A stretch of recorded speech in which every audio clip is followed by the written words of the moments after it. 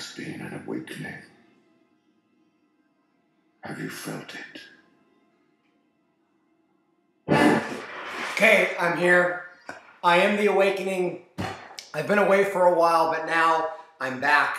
It's been a few months, but at last I'm here for you. The biggest test of the year, just in 3 days. Civil liberties, First Amendment, due process amendments, 14th Amendment, Civil Rights Acts. Lots of stuff to talk about, so let's get to it right now. First of all, let's start with free speech. 4 essential freedoms in the First Amendment: speech/press, religion, assembly, and petitioning the government. Let's start off with free speech. What you see in this issue of free speech in the 20th century is that the Supreme Court has really evolved in the way that it looks at the individual vis-a-vis the community. Of course, the 5-star case that everybody has to know is Shank versus U.S., and also the other one that was very similar is Dennis versus U.S. These are both very similar because you have an individual who wants to say something. In the sense of Shank versus U.S., it's Shank who he says, avoid the draft for World War I. In Dennis versus U.S., it's a communist who says, let's overthrow the government. And in each instance, you have an individual who wants to say something, but there's a national law. Of course, the first one in the Shank decision is the Espionage Act, and in the second decision in Dennis versus U.S., it's the Smith Act.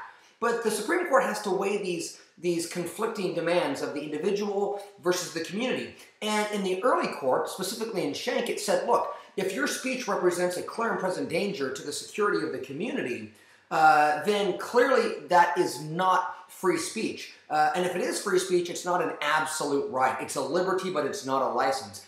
The example they use is that you cannot yell fire in a crowded theater. So that very famous 1919 decision by Oliver Wendell Holmes is very clearly on the side of the community. They reaffirmed that in 1951 in Dennis versus U.S.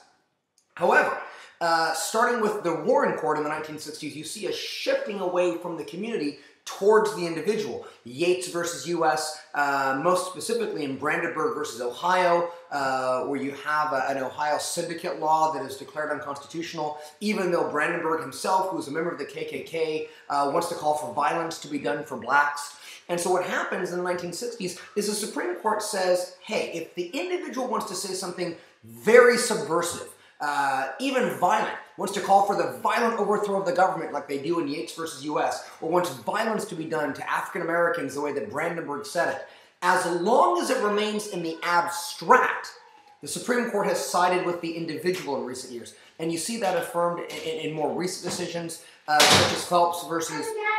Hi, Benjamin. I'm in the middle of doing a video here. Why don't you say hello to everybody? Daddy. No, go ahead. No, Daddy, I need a pencil. You need a pencil? Yeah. Okay, hold on a second. Oh, here we go. This is a fancy one. Now go. I need this. Okay, I'm not starting over.